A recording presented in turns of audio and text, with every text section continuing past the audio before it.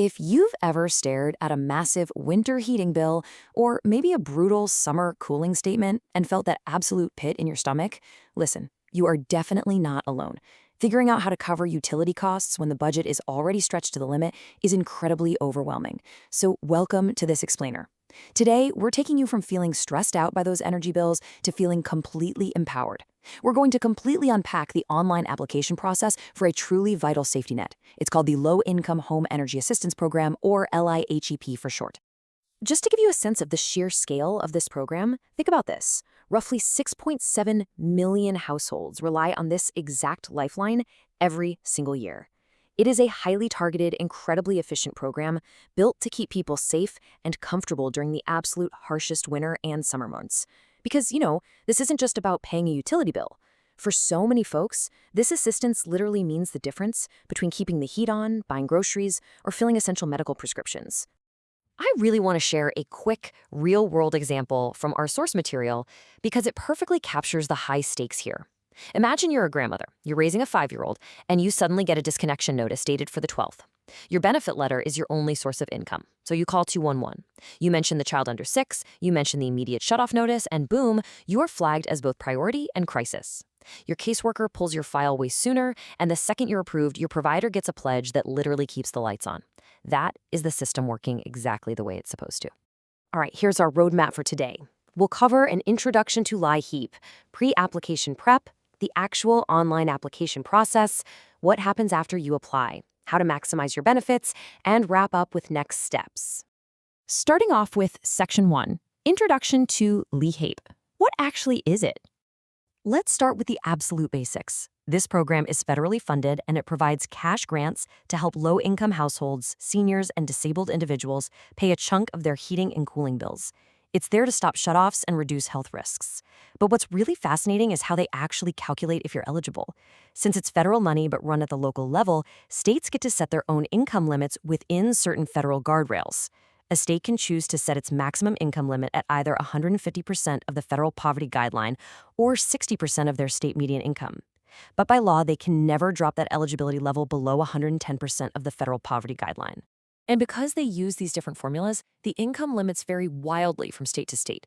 It's a perfect example of why you absolutely have to check your specific state's rules. Look at this. A 2-person household in Ohio might qualify with a max income of $38,208.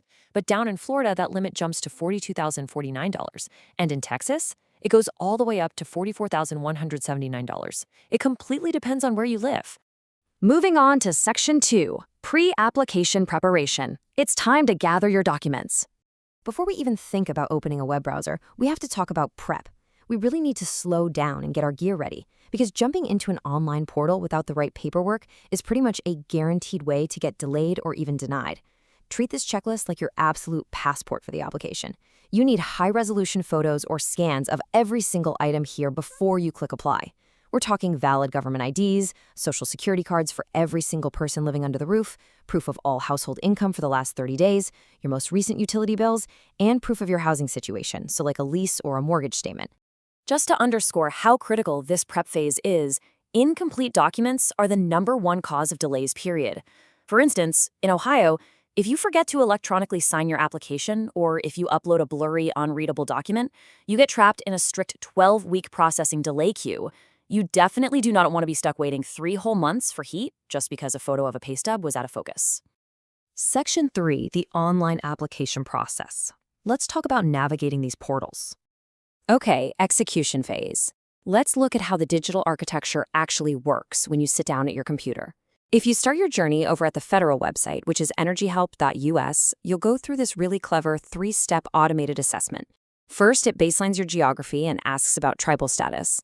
Second, it assesses your exact household scale and your gross pre-tax income. And finally, it checks if you already receive benefits like SNAP or SSI, which can actually fast-track you. Based on all that logic, it dynamically routes you right to the exact local or tribal agency portal you need. But once you get routed, you really need to be prepared for totally different tech landscapes depending on your state. New York, for example, uses a centralized database with a single sign-on, super straightforward. Florida uses a unified platform that requires real-time SMS, text, or email multi-factor authentication. Wyoming actually mandates an online-only interface. Meanwhile, states like Texas don't even have a centralized online application. You physically have to find your local community action agency to apply. Now, here's a brilliant example of a highly integrated system.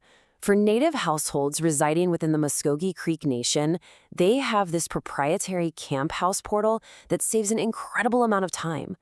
Once a user logs in, the system automatically pre-populates their energy assistance application using demographic data pulled straight from their official tribal enrollment profile. It's just a fantastic example of using tech to completely remove friction from the process. So to avoid the headaches we mentioned earlier, here are a few troubleshooting tips to make sure your application goes through on the very first try. First, use a dedicated scanner app on your smartphone rather than just snapping a dark photo. You want high resolution. Next, watch out for technical quirks. Like in Missouri, their portal specifically requires you to use Adobe Reader to process their PDF files. Always double-check that every single adult's income is listed so it doesn't get kicked back. And this is crucial. Look for the priority checkboxes. If someone in your home is over 60, under 5, or relies on medical equipment, checking that box can seriously expedite your approval. All right, Section 4, what happens after applying? Let's go over processing times. So you've gathered the documents, navigated the portal, and finally hit submit. Awesome. Now what? Well, the processing window can definitely test your patience. Standard processing time, like you might see in Missouri, is usually around 30 business days. But extended queues do exist. In places like Ohio, it can stretch up to 12 weeks for a standard review. The major exception here is crisis situations. If you are facing an imminent shutoff or a dangerous lack of fuel, your file is pulled for priority review much faster. Thankfully, you don't have to just sit in the dark while you wait.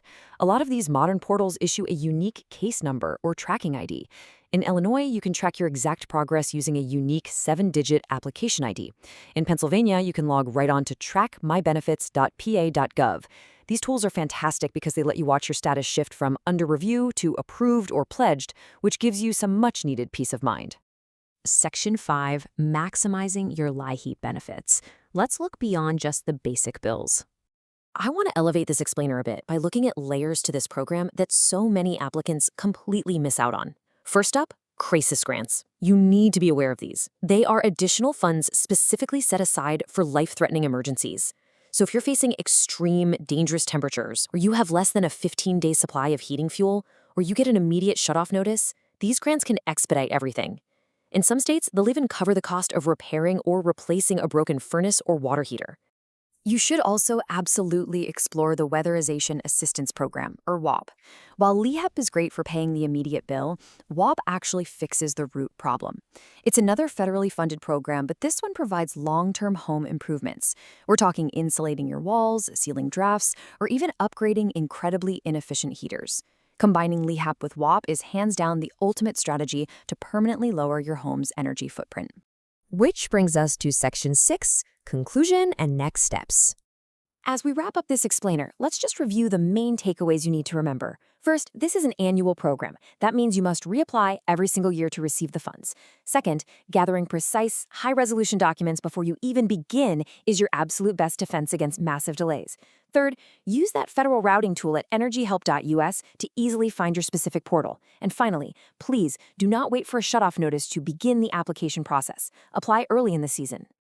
Now, just a quick heads up before we finish. Please keep in mind that the content in this explainer is based on information current as of August 27, 2026. Because this program is federally funded but locally administered, things like income limits, digital portals, and application processes change frequently. You always need to verify the exact details and deadlines directly with your local community action agency or your state portal. Well, we've covered a ton of ground today, and you now have a really comprehensive guide to mastering this system. I want to leave you with this final thought. Now that you have the roadmap to navigate these digital portals, what steps are you going to take today to secure your home's energy footprint and your financial safety? Don't let the digital architecture intimidate you. Gather your documents, find your portal, and take control. Thank you so much for joining me for this explainer, and I'll see you next time.